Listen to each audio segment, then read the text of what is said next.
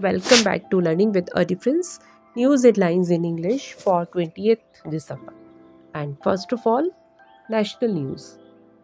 Ongoing India bloc met the last before 2024 polls. Criminal law changes taken up in Lok Sabha while two-thirds opposition missing. A new COVID variant identified as JN.1 has sparked concerns in India. EU delegation commended India's G20 presidency in meet with Om Birla.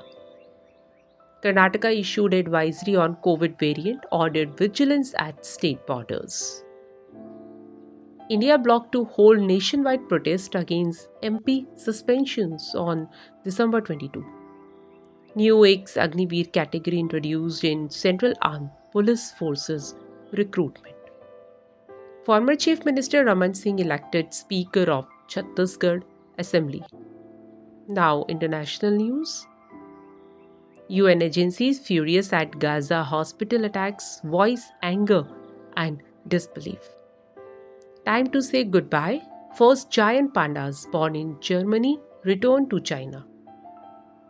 ChatGPT maker Open Artificial Intelligence released new guidelines to assess catastrophic AI risks. Back to Stone Age, high demand for radio sets in Gaza amid power cuts. Sydney's air quality on par with Delhi after rare smoke from bushfires. Ships anchored in Red Sea, tracking systems off due to Houthi attack. UK Minister's speech in House of Lords interrupted by Mission Impossible theme. Now some sports news. Michelle Stark, Australia's World Cup winning pacer, became the most expensive player in the history of the IPL.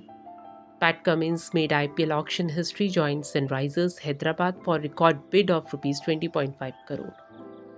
Hardik Pandya will lead Mumbai Indians in the upcoming season of the Indian Premier League.